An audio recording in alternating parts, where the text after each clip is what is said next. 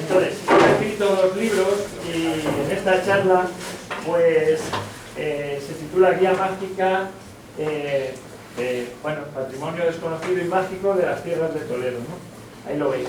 Entonces, yo creo que es mejor que pasemos a la presentación porque yo la he cotilleado y es súper interesante. Entonces, sin más dilación, le presento y al igual que hemos hecho con Ventura, yo creo que se merece un aplauso, ¿no?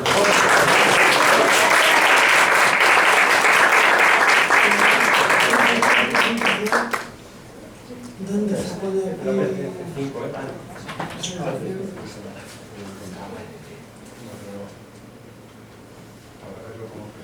Inicio. No, al efectivo o ahí.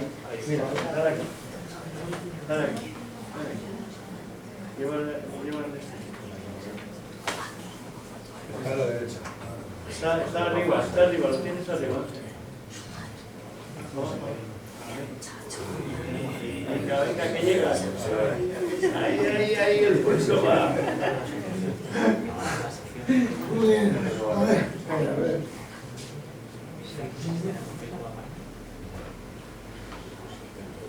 Bueno, Por fin. estoy aquí. Bueno, pues buenísimos días por estar aquí y feliz año. Un poco tarde, pero bueno, feliz año. Bueno, pues desde principios de año, yo toda la gente que voy conociendo y eso me dice lo mismo. A principios de año todos tenemos unos objetivos de viajar, de ir por ahí, de ir a conocer un montón de sitios guays. Y hoy en día pues todo el mundo me dice lo mismo, no hay dinero. Estamos en unos tiempos, digamos, de poca pasta. Y yo siempre digo lo mismo, tío, cuidado con las cosas que tenemos cerca de casa, a una hora, y no las conocéis, y nos queremos ir lejos, para simplemente, pues yo qué sé, a conocer cosas que vienen mucho en la tele, que nos repiten mucho por internet, etc. Cerca de aquí tenemos un montón de cosas espectaculares que os voy a comentar ahora. El ejemplo que siempre pongo de historia mágica. Yo, como ya sabéis, soy terapeuta de geriatría y hablo mucho con los abuelos. Igual que decía Ventura, hay que trabajar mucho con la gente que en verdad sabe del campo y del entorno. Y no hay otra gente como los pastores y la gente que ha trabajado en el campo. Y hablando con ellos en la residencia me han contado historias absolutamente increíbles que al principio, que cuando te la comentan dices es imposible, o les hemos dado mal la medicación, porque lo que me están contando es una cosa increíble y luego real. El ejemplo que siempre pongo, el altar de cráneos gigantes debajo de la iglesia de Santiago, en Noblejas. Pues resulta que estoy con mi abuelo, de la tercera edad, como yo estoy así con todos vosotros, y me dicen, pues cuando éramos chicos, bajamos una cripta que hay debajo de la iglesia, donde hay altares con cráneos gigantes, muertos y esqueletos por todos los lados, una horca donde los ahorcaban, y oraciones escritas en latín en las paredes. Y dices tú, ¿pero qué se han tomado? ¿Eso es verdad? Y dicen, no, pero es que está tabicado, eso nunca se ha llegado a ver. Preguntas a la gente del pueblo, son leyendas, ¿a qué eso no existe? Con lo cual, cuando yo escribí el libro puse, hay un osario, en plan general. Pero, ¿creéis que esto que os estoy contando es verdad o es mentira? Es verdad. Es real. Lo que pasa es que es una historia mágica.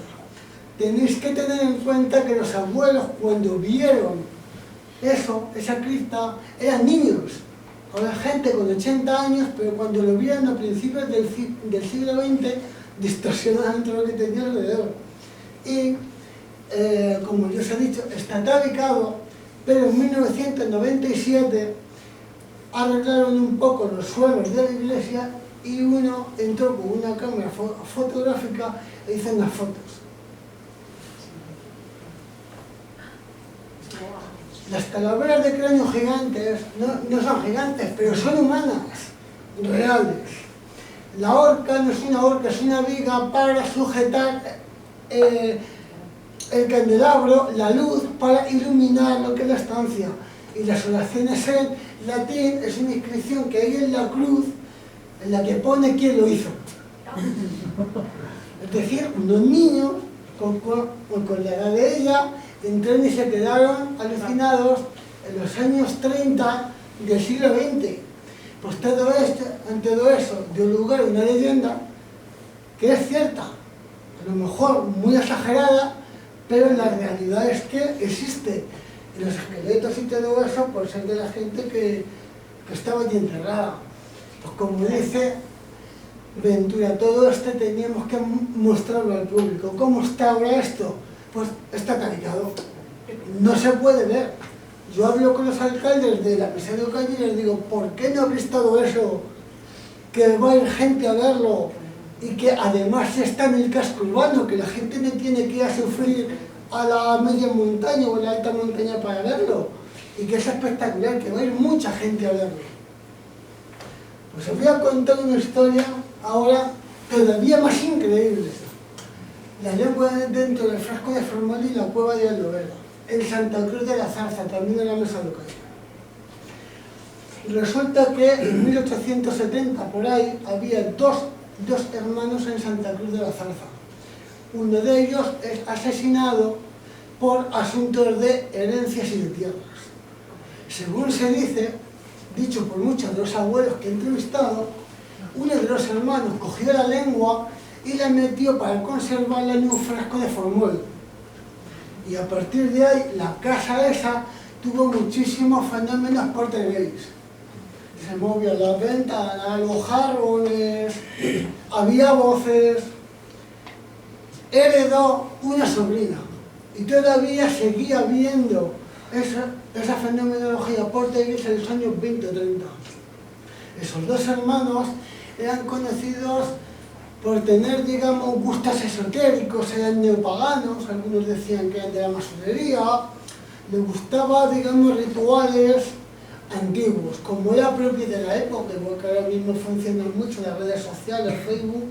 En aquella época, la época romántica y neopagana, funcionaba mucho el recuperar antiguos ritos exóticos antiguos y llevarlos a la práctica.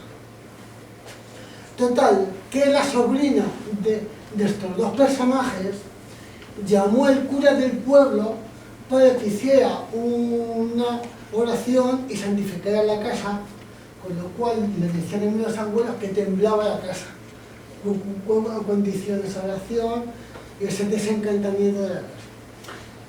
Si los tíos eran, digamos, que iban en contra de la monarquía y en contra de la cultura católica, la sobrina era todo lo contrario, era ultracatólica. Y tuvo tanto miedo que está enterrada en zona desconsagrada del cementerio, pero vestida con el hábito carmelita. De tanto respeto que tenía a la supuesta lengua y a sus tíos. A partir de ahí, cuando hicieron el exorcismo, enterraron la lengua y los fenómenos desaparecieron.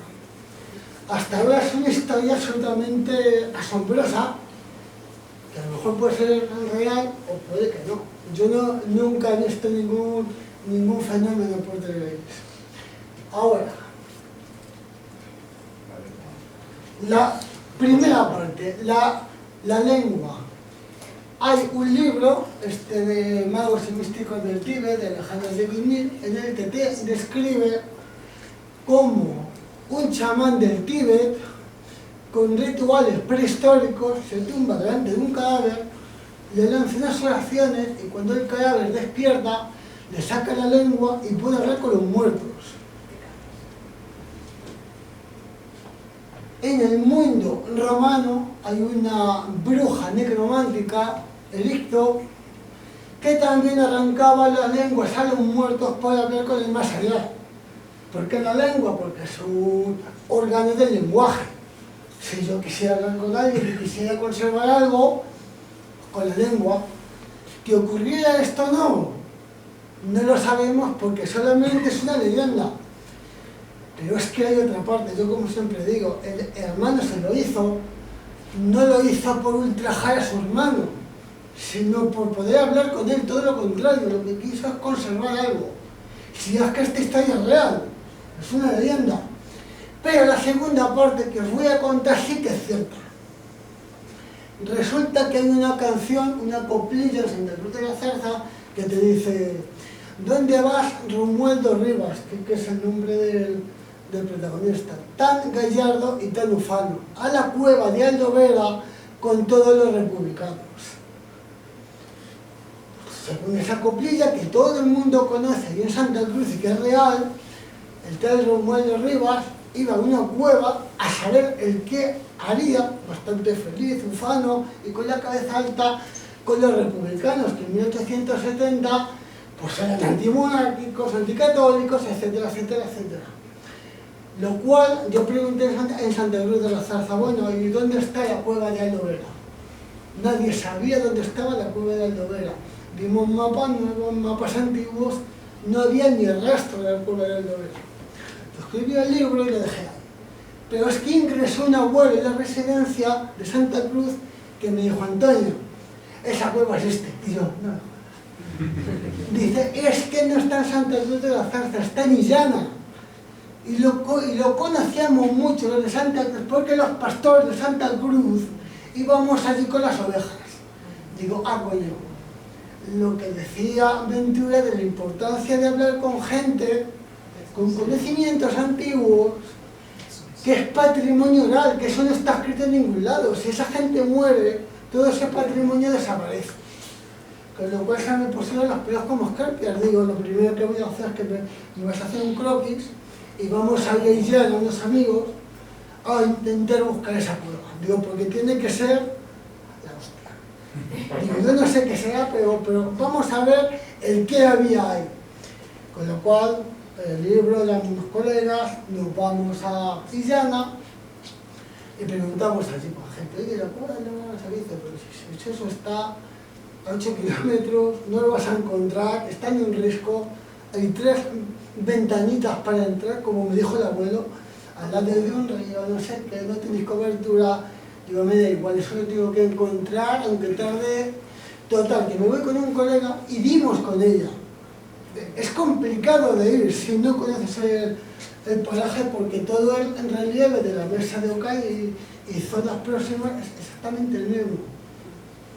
Total, que como me dijo el abuelo, estaba al lado del río, había 3 ventanas y se podía subir. Total, que allí nos cuentan y dicen: pero ¿por qué queréis ir a la cueva de Aldovera? Digo, es que hay una historia en Santa Cruz, se la cuento y ellos se quedan con la boca abierta. Dice: pero ¿sabes tú la historia de la cueva de Aldovera? Digo, no. Dice: pues en la cueva de Aldovera, el día de San Juan, ya te mete todo lo mágico, no hay fecha más mágica que San Juan, se aparece una mora encantada de un antiguo poblado romano, donde si es propicio te da una bendición y si no, pues te da una maldición. La mora, cuando sale la luna en esa fecha, se refleja sobre una pared y da esta pareidolia. Tenéis que tener en cuenta que la toponimia moro, o de los moros, digamos, en arqueología y antropología te viene de decir tan antiguo que no conozco su antigüedad. Es decir, antiguamente cuando se empezaban a hacer los mapas y los nombres de la cartografía, se preguntaba a la gente y decía: esta cueva, estos grabados, y como la gente no sabía lo que había detrás de la Reconquista, su año cero empezaba la Reconquista, y a todo lo antiguo o muy antiguo los llamaba de los moros. Por eso en las cartas arqueológicas y todo hay tanta toponimia de los moros que es prehistórico. Hay que tener en cuenta eso. Yo como digo a la gente, cuando te nombran la mora, generalmente no es una princesa con turbante, es un ser ancestral, y eso ya empieza a poner los pelos como escarpias. Pues la historia es brutal. ¿El qué sale de esa cueva? Pues no lo sé, porque tiene una antigüedad indeterminada, excavado en piedra, a modo de eremitorio antiguo, en un despoblado antiguo, te deja los pelos como escarpias. Digo, aquí se venía la gente de Santa Cruz de la Zarza a hacer a saber tú qué tipo de rituales. Con lo cual una historia imposible se convierte en otra historia absolutamente increíble, flipante. Pues así, en la mesa de Ocaña hay muchísimas, en todos los pueblos, en todo su campo, que estamos intentando sacarlo a la luz, para que lo que dice Ventura no se pierda. O sea, es que estas historias son increíbles, las tenemos a una hora y no las conocemos, son brutales. El ejemplo claro de cómo restaurar algo es la cueva de la Hiedra, es otro tipo de cueva urbana que yo tenía también abuelos que me decían, pues debajo de la iglesia de Villarrubia, debajo de la plaza hay una cueva con columnas, es muy difícil de entrar. Allí decían que a principios del siglo se reunía gente para hacer algún tipo de rituales. Digo, vamos a ver, dime dónde está, que ahora mismo voy. Y me dijeron en el ayuntamiento que había que saltarse unas tapias, que no había puerta. Digo, no te preocupes, yo me salto donde sea para ver esto. Digo, lo único que tengo que pedir permiso, pues si la gente de la plaza me ve saltando una pared, que no digan dónde va este, porque está en la plaza del pueblo. Pues saltas la pared, me meto por una aguja y un butrón y voy a dar a esto. En su día estaba lleno de cascotes, estaba de muy difícil acceso. Pero sí que el ayuntamiento de Villarrubia lo vio como que una oportunidad de turismo y este año se va a abrir. Con lo cual este año podéis ir a verlo. Accesible, con unas historias que no me voy a meter por el tiempo que tenemos y porque a lo largo del año pues también voy a dar alguna charla monotemática sobre la cueva de la Hiedra, que tiene una historia como la que os he contado de la letra de fútbol o la del osario de Doblejas. Impresionante. Damos un salto de la Mesa de Ocaña a nuestra comarca, los montes de Toledo. Le voy a mandar a Ventura un artículo que va sobre las paridolias de cráneos en piedras de la comarca. Una paridolia es un constructo que hace la mente una percepción visual a partir de varios elementos del entorno que puede que no tengan, digamos, una asociación natural, pero que tu cerebro lo relaciona y lo conforma dando una imagen. Es decir, yo os hago dos círculos y una raya y vosotros veis una cara, pero son dos círculos y una raya. Vuestro cerebro lo percibe como un conjunto y lo asocia como una cara. Esto ha sido motivo de debate en la arqueología, que si esto era real, que si no era hecho por el hombre. Digo, si yo no me meto en si está hecho por el hombre, sí. No estaba eso con la zaramba, ¿no? Sí, estuvimos contigo. Con eso se está poniendo... Tú lo has visto.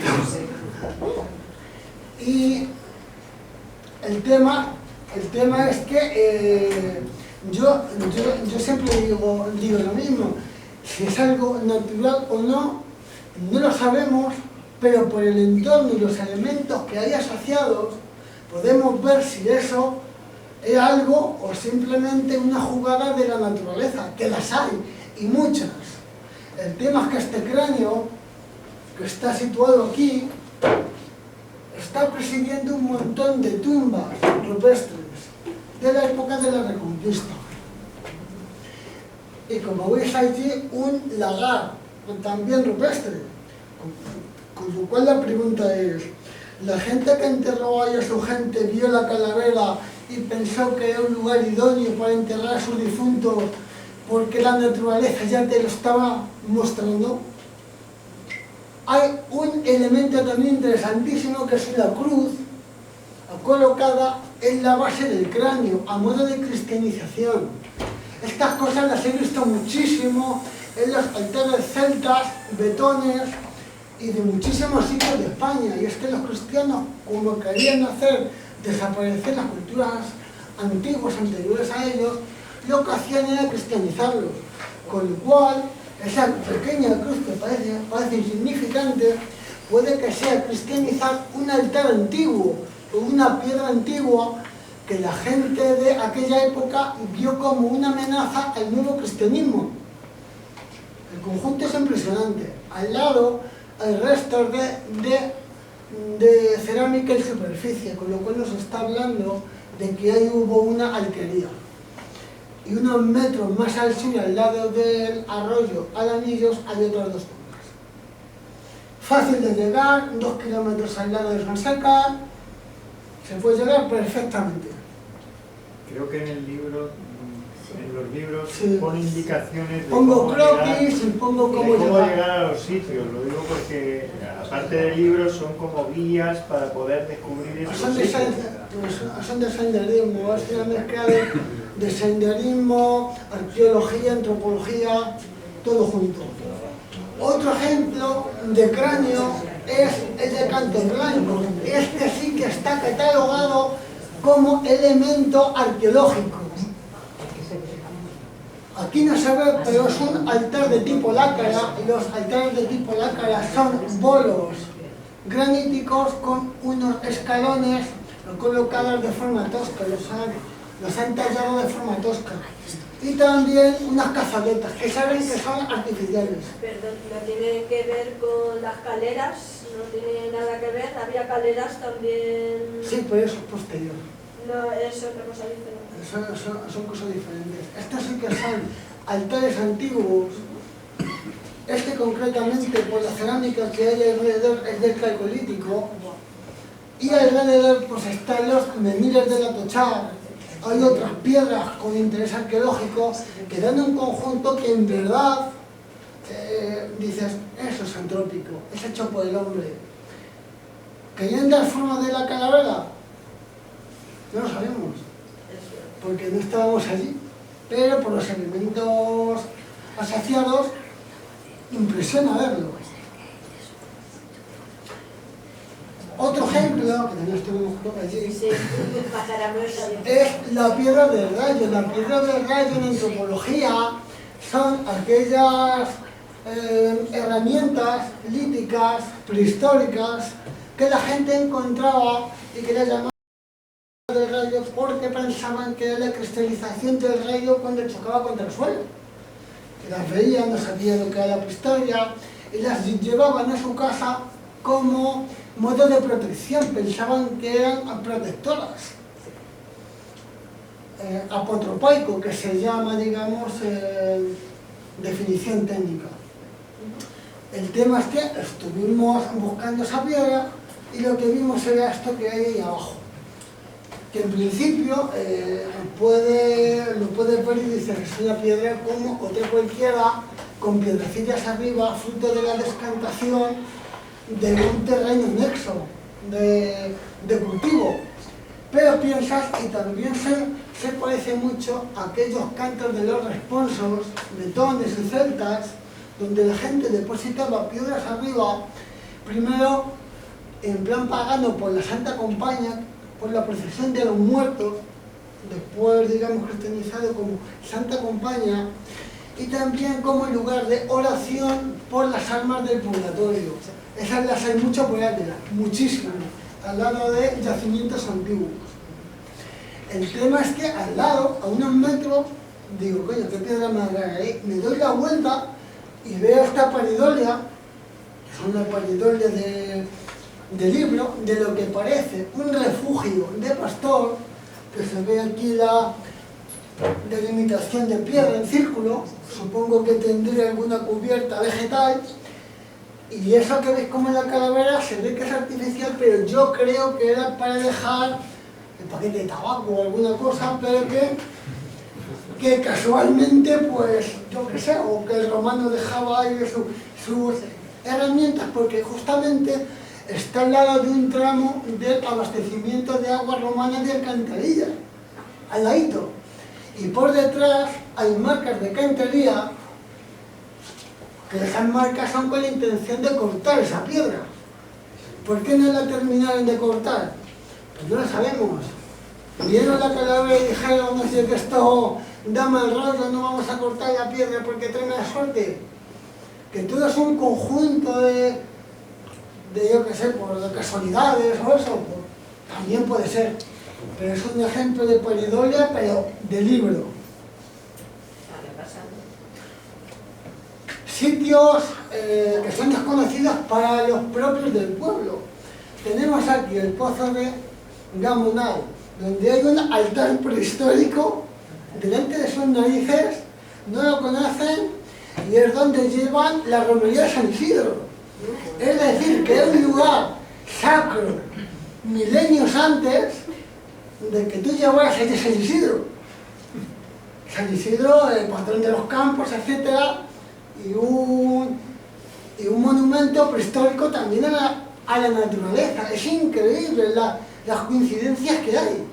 Y se lo dije a los del pueblo y se quedaron con la boca abierta y dicen, joder, no lo sabíamos. Pues si tenéis el claro ejemplo de que delante de nuestras narices en nuestros pueblos hay multitud de patrimonio antiguo, muy antiguo, prehistórico, y que lo tenemos ahí, como es el caso del Krolench en Totorís, que llevaba ahí toda la vida y ahora resulta que lo descubren y están en el pueblo y la gente va. Hay que tener siempre los ojos abiertos. Otro ejemplo de paridolia es el ídolo de arroba de los montes. Que todo el mundo me dice natural o artificial. Digo, chico, yo te voy a llevar ahí, justamente en medio de una piedra caballera, y justamente al otro lado ahí está el ídolo del cíclope. ¿Le veis el ojo y la boca? Que pensábamos que era aquí. Es un fósil de gusano gigante, de Paleoficus tubularis, del Ordovífico, 480 millones de años. Sí.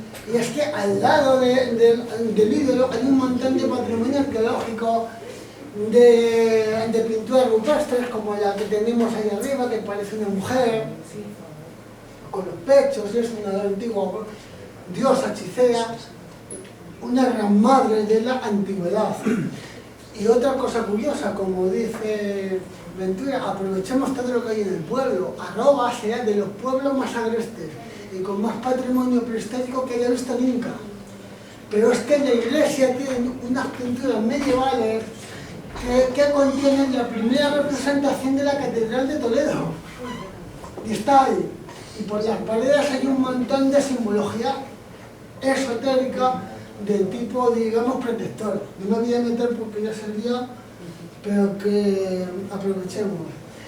Lo que decía Ventura, los montes de Toledo tenemos un patrimonio paleontológico que es el mejor del mundo en el periodo ordovífico, 480 millones de años.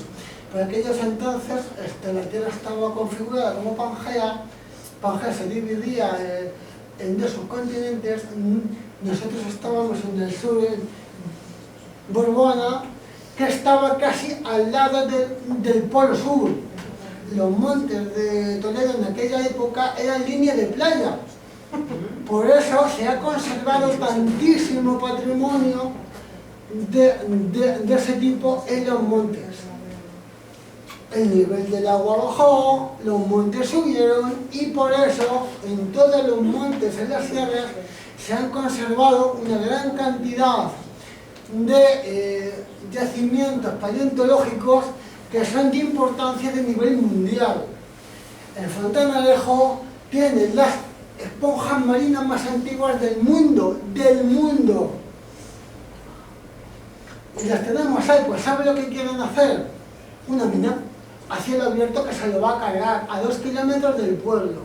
Es decir, no solamente se van a cargar todo el yacimiento antiguo paleontológico, sino que van a matar a la gente del pueblo, y eso hay que decirlo así. Las minas a cielo abierto de minerales raros, que cuando levanten el polvo y todo eso, todo ese polvo en suspensión va a ir al pueblo que está a 2 kilómetros y lo van a respirar. Y luego dirán que si hay un incremento de cáncer es porque sí es algo mágico. Y la mina es extranjera. Minerales raros, tierras raras, con todo lo peligroso que es. Pues en arroba, al lado del cíclope y del ídolo, quieren abrir otra, que se van a aprovechar empresas extranjeras. que cuando destruyan todo lo que hay allí se van a lavar las manos, van a dejar ricos a 2 o 3, digamos, politicuchos que tengamos allí, y la gente de allí se va a joder con su cáncer y con su patrimonio destrozado. Van a cambiar un patrimonio aditivo. Sí. La empresa será extranjera, pero los socios son españoles. Lo digo porque ese proyecto lo querían hacer en Navalestena, que actualmente no sé en qué punto estará el tema. Uno de los primeros que se daban golpes de pecho, no, que no lo pongan aquí, que no lo pongan aquí, Alberto Cortina, y Alberto Cortina es socio de la empresa minera. O sea, Lo que te digo, gente supuestamente importante que solo le importa ganar dinero, pero que en cuanto esto se acabe, las tierras raras, el vida del entorno está ahí, el paraje lo van a destrozar completamente, y el patrimonio auditivo que decía Ventura, van a cambiar el canto de los pájaros por detonaciones de minas y ruido de los camiones. Es que les van a destrozar el pueblo. Se van a aprovechar 2 monos y la gente del pueblo lo va a pagar, y espero que no muy caro. Aquí igual, aquí tenemos otra especie de unos fósiles que son también de importancia mundial. Esto han hecho una ruta, digamos, balizada, homologada, pero yo tampoco soy partidario de llevar rutas, digamos, homologadas a sitios tan sensibles, porque es que esto lo destroza a la gente. Yo fui allí hace 20 años y estaba todo inmaculado, y la última vez que fui, el año pasado, todos los fósiles que había despegados, digamos, de la piedra, se los han llevado. Con lo cual, si había un 100% cuando yo fui hace 20 años, ahora habrá un 75%. Y cuando sacamos los que están sueltos, cogerán una piqueta y se empezarán a llevar los que están pegados, digamos, a la roca. Con lo cual, uno de los patrimonios más importantes en su género de este tipo, que tiene 12.000 metros cuadrados, que es el más grande del mundo, va a desaparecer de aquí a no mucho tiempo. Es triste.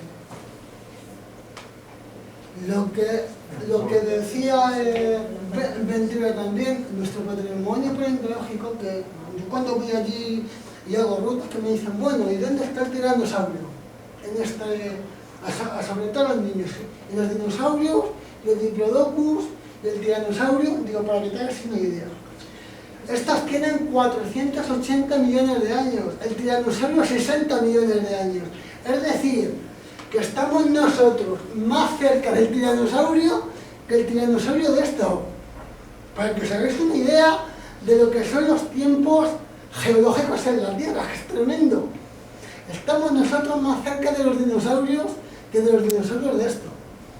Y aquí tenemos un claro ejemplo de Rusophycus, que es una conglomeración de trilobites, o bien para aparearse o para defenderse, que es de las mejor conservadas de España y más grande.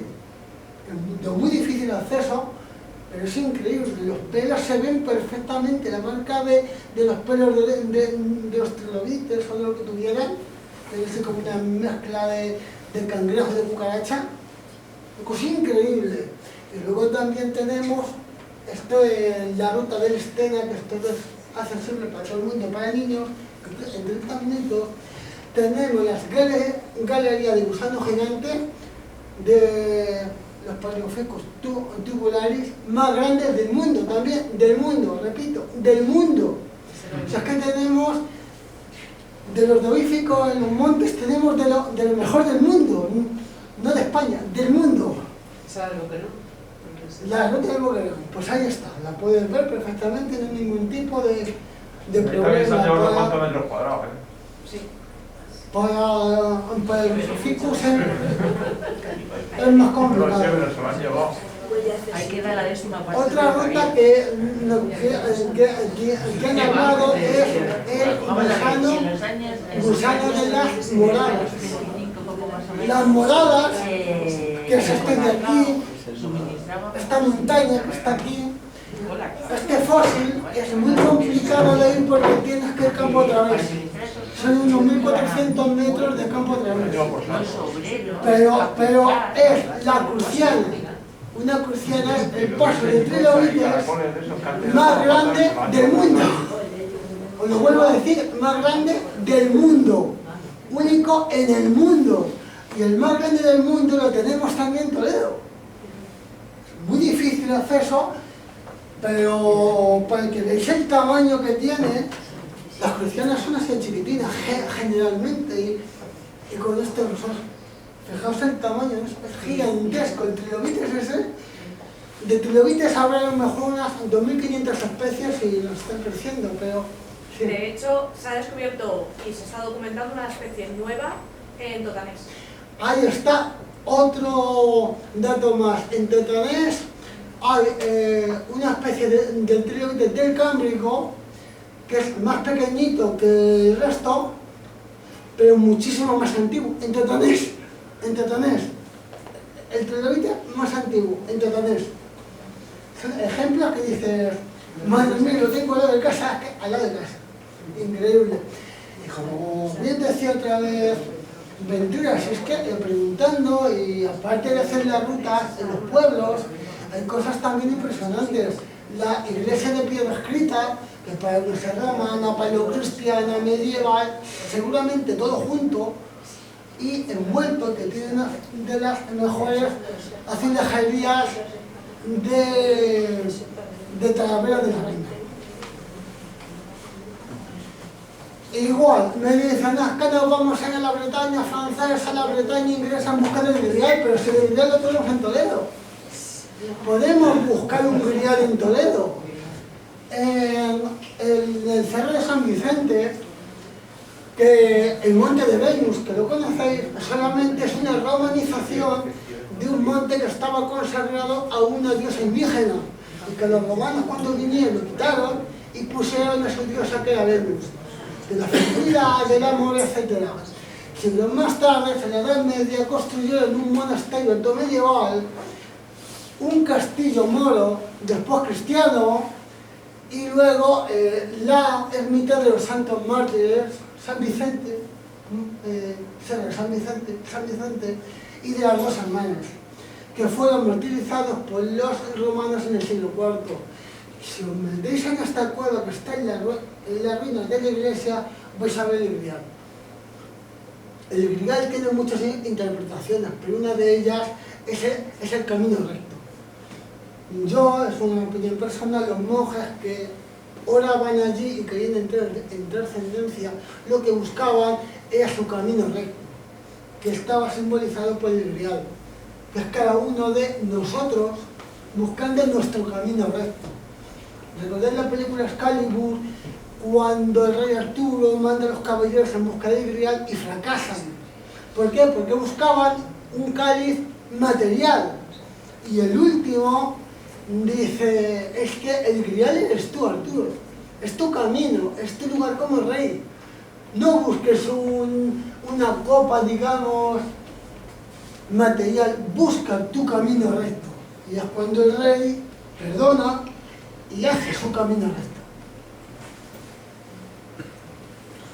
Y para finalizar, pues obviamente uno empieza a aprender de todo esto en su pueblo. Yo soy de Nuez, y cuando me dicen algún amigo sueco, es que nosotros tenemos rituales que bailamos alrededor del árbol de mayo, de la primavera, vikingo, digo, se me lo pasé yo por aquí. Tenemos el árbol de mayo más grande de España y seguramente del mundo, que cuando les enseño la foto se quedan alucinados. Dicen, pero vosotros danzáis, digo, claro, digo, hay baile todas las noches. Es una deformación del rito antiguo a un rito del siglo XX, XXI. ¿Quién introdujo la Cruz de Mayo? No lo sabemos, pero casi seguro que neopaganos, porque no es un pueblo del siglo XVI. No enraiza con cosas antiguas como núcleo urbano. En el Pico todo el mundo conoce lo de las trincheras de la guerra civil, pero es que hay restos de cerámica de la edad del bronce. Es decir, que las trincheras fueron construidas sobre muros y restos de un poblado de la edad del bronce. ¿Dónde está el poblado de la edad del bronce? En la sierra de Alpuévrega.